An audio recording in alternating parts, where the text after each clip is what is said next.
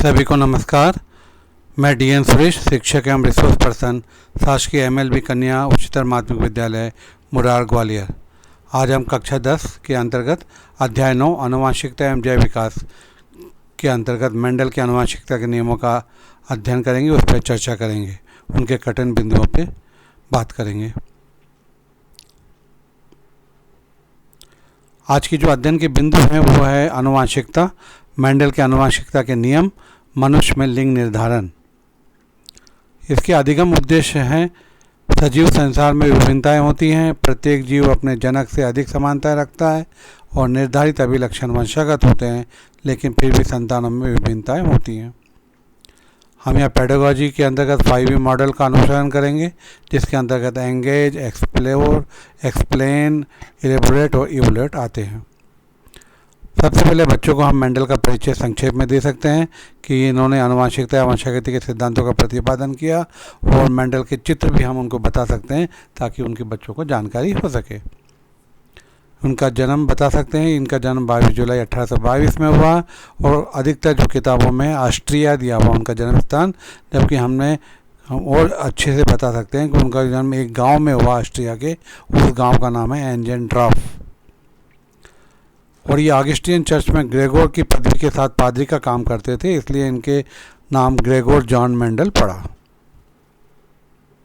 Mendel ने अपना संकरण प्रयोग 29,000 वाटिका मटर, इसका वानस्पतिक नाम है, पाइसम सटाइवम पर किया। यहाँ मटर का चित्र अपन बच्चों को बता सकते हैं। और इन्होंने प्रयोगों के निष्कर्षों को मेंडल के वंशागति नियम या मेंडल्स लॉ ऑफ इनहेरिटेंस में 1866 में प्रकाशित किया।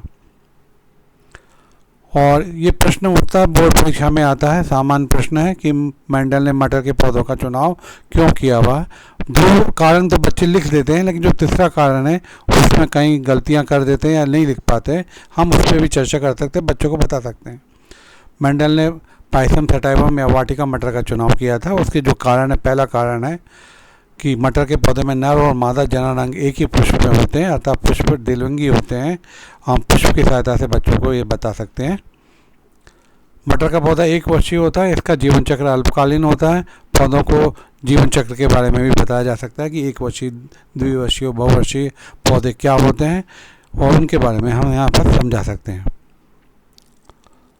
और सबसे तीसरा प्रमुख कारण है, इनमें 7 विपरीत लक्षण होते हैं जो बच्चे नहीं लिख पाते हैं। हम यहाँ पर चर्चा करेंगे उसके बारे में कि पौधों की लंबाई, लंबा पौधा या बौना पौधा जैसे चित्र में दिखाया गया है।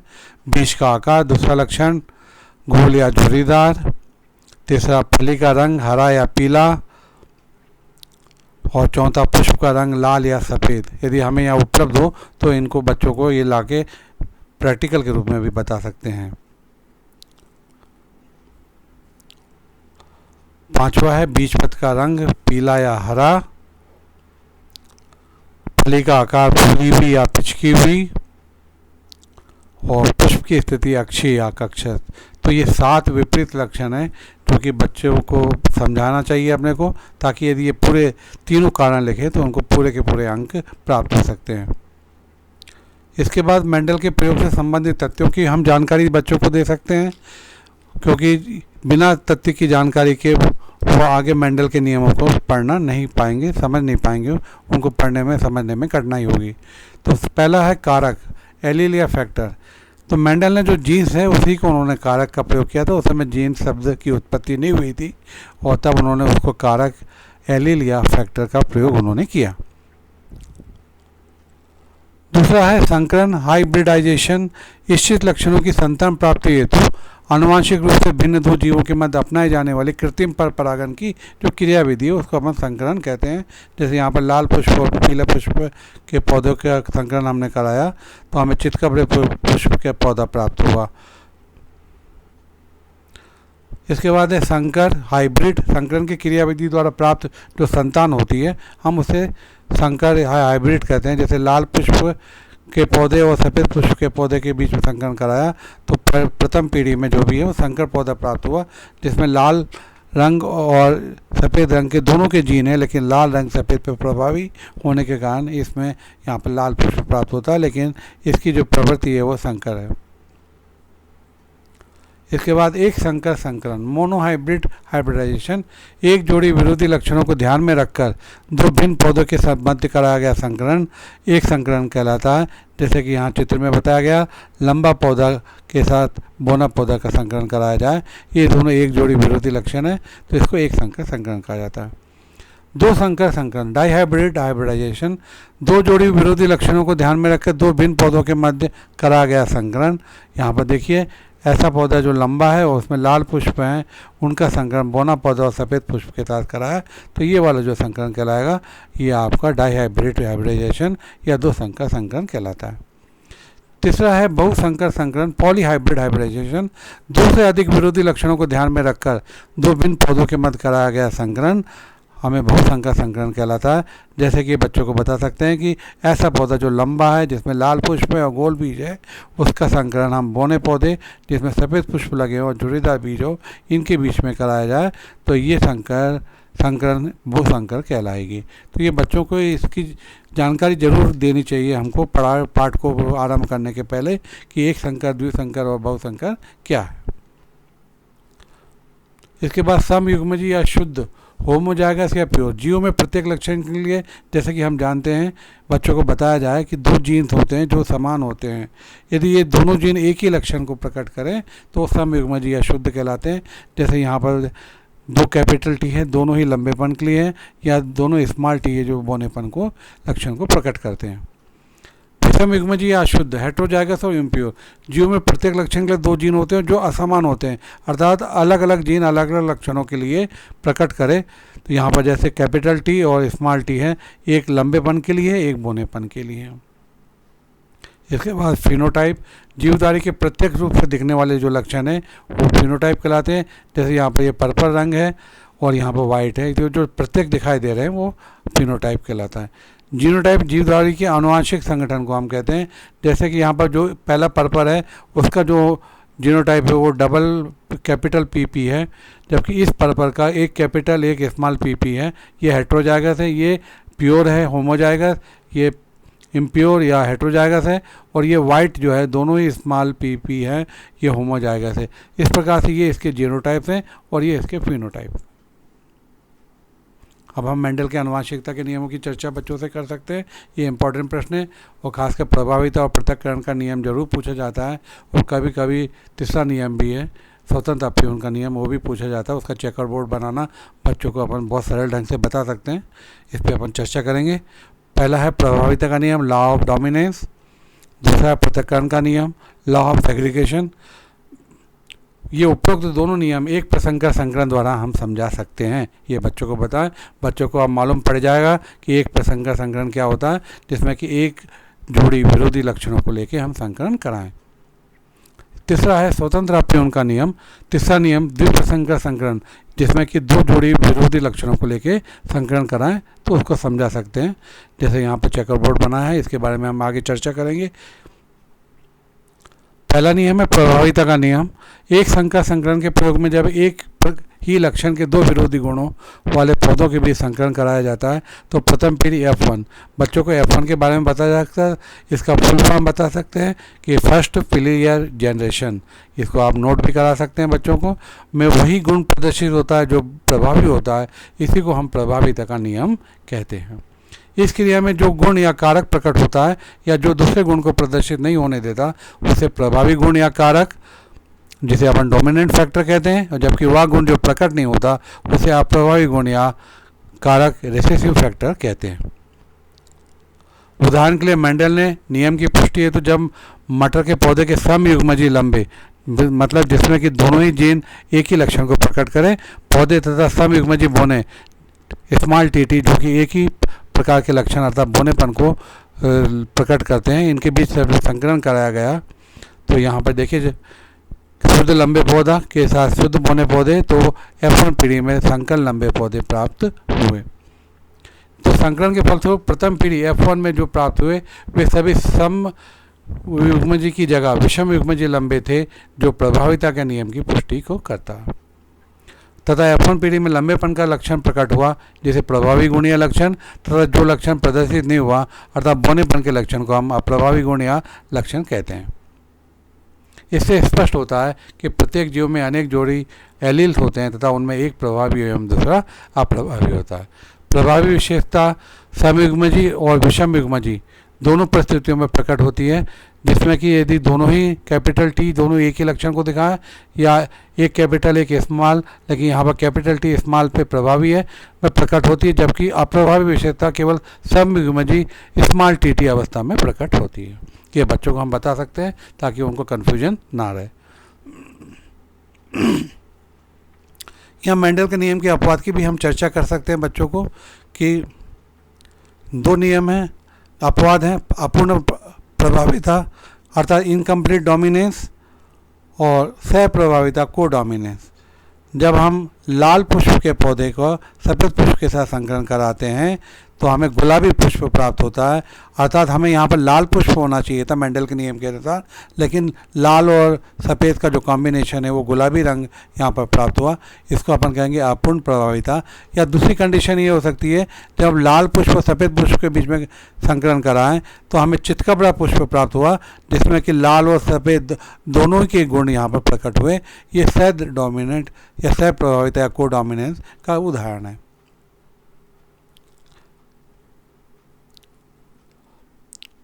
यहाँ पर अपन प्रभाव को परिभाषित कर सकते हैं कि संतति दो जनकों से मिलती जुलती नहीं होती तथा एक नया तीसरा लक्षण उत्पन्न होता है जो दोनों जनकों से मिलता जुलता तथा इनके बीच का होता है। उदाहरण के रूप में स्वान पुष्प, स्नैपड्रैगन और एंथेरियम का यहाँ पर उदाहरण बच्चों को बता सकते हैं। इसके बाद सहप्रभाविता के बारे में चर्चा कर सकते हैं थोड़ा सा। जब संतति दोनों जनकों में मिलती जुलती होती है तो उनमें दोनों ही लक्षणों का मिला जुला लक्षण देखा जाता है। सबसे महत्वपूर्ण जो इसका उदाहरण है वो मनुष्य में रुधिर वर्ग AB की वंशानुगति है और दूसरा है सिकल सेल एनीमिया। यहाँ पर हंसिए के आकार का जो एनीमिया रोग होता है वो ये सहप्रभाविता का उदाहरण है। दूसरा नियम हम चर्चा करेंगे पृथक्करण का नियम, लॉ ऑफ सेग्रीगेशन। इसे भी संयोजन या युग्मकों की शुद्धता, प्योरिटी ऑफ गैमेट्स भी कहते हैं। युग्मकों का एक साथ रहते हुए भी एक दूसरे से संदूषित नहीं होते, मतलब मिलते नहीं हैं, अलग अलग रह सकते हैं और युग्मक बनने के दौरान इनका पृथक्करण होता है। ये पृथक्करण के नियम की कुछ बातें हैं। युग्मक किसी विशेष लक्षण के लिए पूर्णतः शुद्ध होता है। विपरीत लक्षण या कारक युग्मकों के निर्माण के समय अलग अलग युग्मकों में हो जाते हैं और युग्म में वह गुण पुनः आ जाते हैं या कारक अपना अस्तित्व बनाए रखते हैं। यह नियम पृथक्करण या युग्मकों की शुद्धता का नियम कहलाता है। यहाँ पर हम कंपेरिजन कर सकते हैं प्रभाविता के नियम के साथ कि प्रभाविता नियम में जो प्रभावी लक्षण है वो प्रकट होता है, लेकिन पृथक्करण में अप्रभावी लक्षण भी यहाँ पर प्रकट हो जाता है। जैसे कि लंबा पौधा समयुग्मजी, बौना पौधा समयुग्मजी के साथ हम जब संकरण कराते हैं तो F1 पीढ़ी में लंबा पौधा संकर प्राप्त होता है। F1 पीढ़ी में ये यहाँ पर प्रभाविता का नियम है। इसके बाद हम जब इनके युग्मक हम प्राप्त करते हैं टी और T, small T capital T, small T capital T, ये नर युग्मक है, ये मादा युग्मक है और इनके बीच में जब स्वपरागण कराया जाता है तो हमें 3-4 प्रकार के ये पौधे प्राप्त होते हैं। कैपिटल टी कैपिटली समयुग्मजी लंबा, capital T small T small T समयुग्मजी लंबा पौधा और चौथा पौधा जो है दोनों स्मॉल टी है, ये समयुग्मजी बौना पौधा। इस प्रकार से हमको F2 पीढ़ी में इस प्रकार के फिनोटाइप हमको मिलते हैं। फिनोटाइपिक अनुपात इसका 3:1 और जीनोटाइपिक अनुपात 1:2। 1 का मतलब है कि शुद्ध लंबा, 2 अशुद्ध लंबे और 1 शुद्ध बौना। और हम इसके आकार की दृष्टि से देखें, फिनोटाइप देखें तो तीनों पौधे लंबे और 1 पौधा बौना यहाँ पर दिखाई देता है। इसके लिए मैंने चेकर बोर्ड भी बनाया है, यहाँ आगे मैं दिखाऊंगा। मैं यहाँ पर ये एक चेकर बोर्ड हमने बनाया था, बच्चों को बता सकते हैं। इसमें हम 7 लक्षणों को देखे कर सकते हैं कि यहाँ पर हमने समयुग्मजी प्रभावी जो लंबा पौधा लिया है, बौना पौधा लिया, ये F1 पीढ़ी में, और यहाँ पर लाइट जलता है, ये लाल रंग, यहाँ पर सफ़ेद रंग।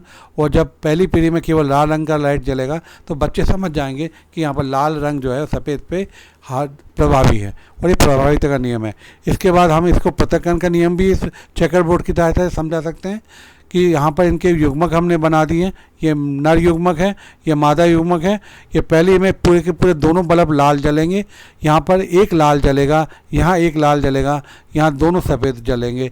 इसका मतलब हुआ कि 3 पौधे लाल पुष्प वाले और 1 पौधा आपका सफ़ेद पुष्प वाला पौधा है। तो 3:1 फिनोटाइप बता सकते हैं और जीनोटाइप भी बता सकते हैं 1:2:1। तो ये चेकर बोर्ड की सहायता से बच्चों को बहुत आसानी से इन दोनों नियमों को हम समझा सकते हैं। तो आप भी इसको बनाइए और बच्चों को बताइए, तो बहुत इजीली मेथड से बन सकता है। इसके बाद तीसरा है अंतिम नियम, स्वतंत्र अपीवन का नियम, law of independent assortment. Mendel के नियम के अनुसार यह केवल द्विसंकर तथा बहुसंकर संकरण पर आधारित है। जब दो जोड़ी विरुद्ध लक्षणों वाले पौधे का संकरण कराया जाता है तब दोनों लक्षणों की आनुवंशिकता एक दूसरे को प्रभावित नहीं करती है।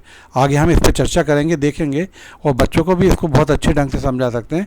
और इसके लिए मैंने एक पीपीटी भी बनाई है इसके लिए, इसी में आगे अपन चलते हैं। वंशानुगति स्वतंत्र रूप से इसमें होती है। इसमें आप देखिए, जब समयुग्मजी लंबे पौधे व लाल पुष्प, ये वाला कि TTRR वाले मटर के पौधे तथा समयुग्मजी बोने पौधे व सफ़ेद पुष्प TT स्मॉल RR वाले मटर के पौधे के बीच संकरण कराया जाता है तो प्रथम पीढ़ी में सभी पौधे विषम युग्मजी लंबे व लाल पुष्प वाले होंगे, जो हम पहले भी देख चुके हैं, जिससे सिद्ध होता है कि लंबा व लाल पुष्प यहाँ पर प्रभावी लक्षण है। इसके बाद परंतु जब द्वितीय पीढ़ी F2 में स्व निषेचन होता है, स्व परागण की क्रिया होती है, तो जीनों का पृथक्करण होता है तथा पुनः जीनों के संयुग्म से हमें 4 प्रकार के पौधे प्राप्त होते हैं। पहला है लंबे पौधे जिसमें लाल पुष्प वाले, ये हमने लिया था, समयुग्मजी लिए थे, और इनके जीनोटाइप हमें 4 प्रकार के हैं। हम आगे जब चेकर बोर्ड बनाएंगे तो इसको समझेंगे कि capital T capital R, capital T small r और कैपिटल R, और कैपिटल T स्मॉल t और कैपिटल R, और इस कैपिटल T और small t capital R small r। इस प्रकार से 4 प्रकार के जीनोटाइप है। दूसरी परिस्थिति यहाँ पर आती है लंबे पौधे जिसमें सफ़ेद पुष्प है, जबकि सफ़ेद पुष्प बोने पौधों के साथ थे। यहाँ पर देख लीजिए कि जीनों का अलग अलग हो गए, वो एक दूसरे स्वतंत्र है, और लंबे पौधे के साथ सफ़ेद पुष्प का जीन भी मिल गया, और यहाँ पर हमें 2 प्रकार के जीनोटाइप यहाँ पर मिलते हैं। तीसरी कंडीशन है बोने पौधे लाल पुष्प। हमने जब संकरण कराया था तो लंबे पौधे के साथ लाल पुष्प वाले पौधे का बोने पौधे के सफ़ेद पुष्प वाले से किया था, लेकिन यहाँ बोने पौधे में लाल पुष्प का जीन उपस्थित हो चुका है, और यहाँ भी 2 प्रकार के जीनोटाइप अपने को मिलेंगे। और चौथी कंडीशन है कि बोने पौधे सफ़ेद पुष्प वाले पौधे, जो कि एक ही जीनोटाइप है इसका। तो इस प्रकार से हमें 4 प्रकार के फिनोटाइप है, 4 प्रकार के पौधे मिलेंगे, और इनके जीनोटाइप यहाँ पर सामने दिए हुए, कि ये बच्चों को अपन समझा सकते हैं। और इस प्रकार से रंगीन चाक के द्वारा आप बोर्ड पे जब बताएंगे तो बच्चों को बहुत जल्दी समझ में आएगा, कि उनको अंतर समझ में आएगा कि कौन से जीन क्या है। यहाँ पर ये मैंने तैयार किया हुआ, बच्चों को बहुत अच्छे से समझा सकते हैं। यह हमने पहला कंडीशन लिया, लंबा पौधा लाल पुष्प, इसके हमने 4 जीनोटाइप बनाए।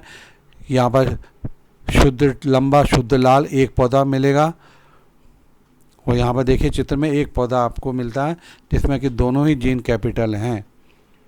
इसके बाद 2 कंडीशन है, दूसरी कंडीशन है कि शुद्ध लंबा अशुद्ध लाल, मतलब इसमें दोनों ही जीन लंबेपन के लिए है, इसमें एक जीन लंबेपन और एक जीन सफ़ेद के लिए है। ये 2 पौधे हमको मिलते हैं। यहाँ पर आप चेकर बोर्ड की सहायता से देख सकते हैं, ये 2 पौधे हमें यहाँ पर मिले। और तीसरी कंडीशन है कि अशुद्ध लंबा शुद्ध लाल, मतलब कैपिटल T स्मॉल t, मतलब लंबापन और बोनापन दोनों के लक्षण इसमें हैं, और इसमें लाल पुष्प के लक्षण है। ये 2 पौधे हमें यहाँ पर मिलेंगे। चेकर बोर्ड की सहायता से हम ये बता सकते हैं कि ये यहाँ पर ये 2 चीज़ें यहाँ पर प्राप्त हुई। और चौथी कंडीशन में हमने देख लिया कि TTRR 4 पौधे, अशुद्ध लंबा अशुद्ध लाल, ये 4 पौधे आपके सामने आ गए। अब जब हम इनको गिने 1 2 3 4 5 6 7 8 9, ये 9 पौधे हमें लंबे पौधे और लाल पुष्प के मिलते हैं। दूसरी कंडीशन हम जैसे पढ़ चुके हैं, लंबे पौधे के साथ सफ़ेद पुष्प, इसमें शुद्ध लंबा शुद्ध सफ़ेद एक पौधा हमें यहाँ पर मिलेगा। यहाँ पर ये देखिए, यहाँ पर ये शुद्ध लंबा शुद्ध सफ़ेद यहाँ पर मिल गया। और दूसरी कंडीशन है अशुद्ध लंबा और शुद्ध सफ़ेद 2 पौधे यहाँ पर हमें मिलेंगे। यहाँ पर ये 2 हरे रंग के मैंने ये बनाए ब्लॉक, यहाँ पर ये देखिए। और ये इसके 3 पौधे हैं, 1 2 और ये 3 पौधे यहाँ पर लंबे पौधे और सफ़ेद पुष्प के मिलेंगे। इस प्रकार अनुपात 9:3 हो गया। इसके बाद तीसरी कंडीशन बोना पौधा और लाल पुष्प, इसके 2 जीनोटाइप्स हैं, शुद्ध बोना और शुद्ध लाल। इसका एक पौधा आपको मिलेगा। यहाँ पर यहाँ देखिए शुद्ध बोना और शुद्ध लाल का पुष्प। और दूसरी कंडीशन है, जो दूसरा जीनोटाइप है वो है शुद्ध बोना और अशुद्ध लाल। इसके 2 पौधे हमें मिलेंगे। यहाँ पर देखिए ये नीले रंग का ब्लॉक मैंने बनाया, ये यहाँ पर ये शुद्ध बोना और अशुद्ध लाल के 2 पौधे मिले। इस प्रकार से कुल मिला के 3 पौधे यहाँ पर प्राप्त हुए। और चौथी कंडीशन है बोना पौधा सफ़ेद पुष्प। इसका मतलब है कि दोनों ही जीन यहाँ पर एक ही के लक्षण के लिए हैं।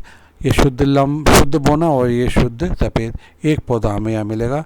इस प्रकार से ये इस प्रकार से जो फिनोटाइप रेशियो है वो हमें मिलता है 9:3:3:1। इस चेकर बोर्ड की सहायता से हम स्वतंत्र अपील नियम को बहुत अच्छे ढंग से बच्चों को सरल तरीके से समझा सकते हैं, और यही हमारा उद्देश्य है कि बच्चों को सही ढंग से समझ में आए। अब हम दूसरा इसका भाग लेंगे, मनुष्य में लिंग निर्धारण। लिंग निर्धारण भी क्वेश्चन आता है बच्चों को परीक्षा में करने के लिए, हल करने के लिए, उसको सरल रूप से यहाँ समझाने की कोशिश कर सकते हैं अपन। लिंग निर्धारण एक जैव वैज्ञानिक प्रणाली है जो किसी जीव में लैंगिक विशेषताओं के विकास को निर्धारित करती है। आनुवंशिकी एक मनुष्य के लिंग निर्धारण में भाग लेती है, जिसे हम निम्न प्रकार से समझा सकते हैं। एक नर में एक एक्स गुणसूत्र और एक वाई गुणसूत्र होता है, ये अपन जानते हैं और बच्चों को भी बता सकते हैं। अर्थात आधे नर युग्मक या शुक्राणु में एक्स गुणसूत्र और दूसरे आधे में वाई गुणसूत्र होता है। एक मादा में 2 एक्स गुणसूत्र होते हैं, अर्थात सभी मादा युग्मकों या अंडाणुओं में केवल एक्स गुणसूत्र होता है। जब हम ये चीज़ें बच्चों को बता देंगे तो उनको ये बात समझ में आएगी। एक बच्चे का लिंग निश्चेषण में क्या घटित हुआ, ये निम्न बातों पर निर्भर करता है कि किस प्रकार से उसका लिंग निर्धारण होगा, कि कौन सा युग्मक किससे क्या मिलेगा और उसके बाद क्या युग्मनज बनता है। यदि एक शुक्राणु जिसमें एक्स गुणसूत्र होता है, एक अंडाणु जिसमें एक्स गुणसूत्र होता है के साथ निश्चेषित होता है, तो उत्पन्न बच्चा एक लड़की XX होगा। ये पहली कंडीशन है कि दोनों ही XX गुणसूत्र हो, चाहे शुक्राणु का X हो और अंडाणु का भी X हो। दूसरी कंडीशन है कि एक शुक्राणु का जिसमें वाई गुणसूत्र है, वो एक अंडाणु जिसमें एक्स गुणसूत्र होता है के साथ निश्चेषित होता है, तो उत्पन्न बच्चा एक लड़का XY होगा। इस प्रकार शुक्राणु बच्चे के लिंग का निर्माण या निर्धारण करते हैं। यहाँ पर चेकर बोर्ड की सहायता से हम इसको बता सकते हैं। यहाँ पर पेरेंट और दिए हुए हैं, ये मेल, ये फीमेल और ये मेल, ये माता, ये पिता है, और इनके गैमेट्स हम बता सकते हैं कि XX और पिता का XY, और इसमें जब 2 युग्मक बनते हैं XX युग्मक बनते हैं और यहाँ पर XY युग्मक बनते हैं। और हमने इसको नंबर दिया है इसको आसानी से बच्चों को समझाने के लिए 1 to 1 2।